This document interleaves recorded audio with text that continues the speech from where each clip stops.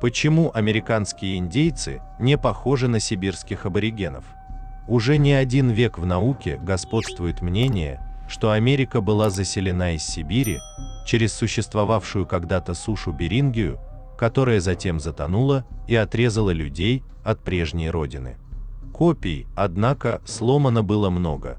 Даже видные ученые не представляли себе, как могли такие массы людей мигрировать так далеко.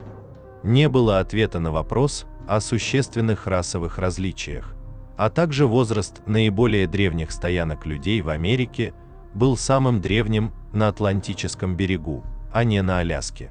Археологи и лингвисты на протяжении десятилетий проводили свои исследования, и они показали, что первые люди пришли в Америку в конце последнего ледникового периода, примерно 14 500 лет тому назад.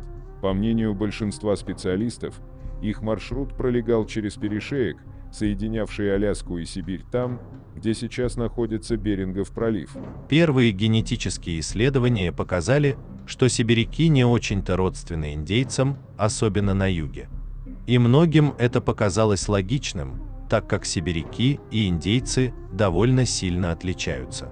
Сибирские аборигены имеют выраженную монголоидность, в то время как у индейцев она слабее и мягче.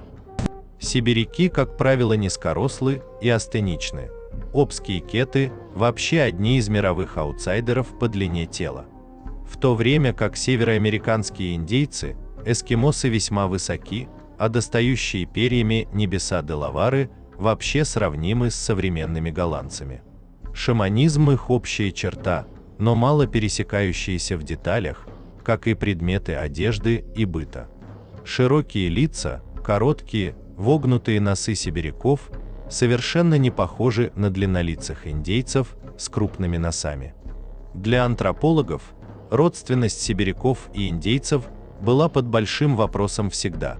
Есть общие черты, но такие же, как у турок и датчан, например. Как оказалось, причина различий в неравномерности метисации сибиряков на пути в Америку.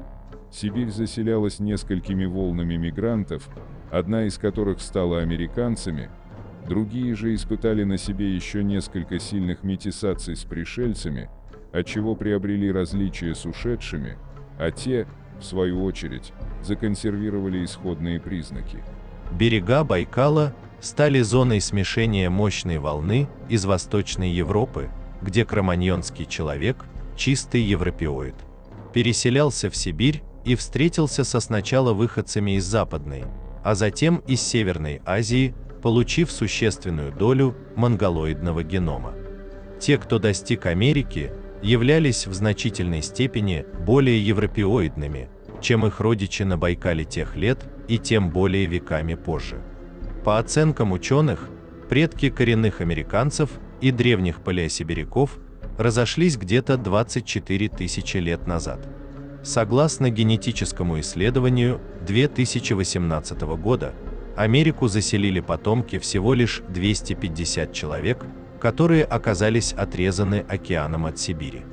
Эти люди находились в небольшой степени смешения с народами Азии и оттого сохранили многие признаки выходцев с Запада: прямой нос, высокий рост, относительно светлую кожу.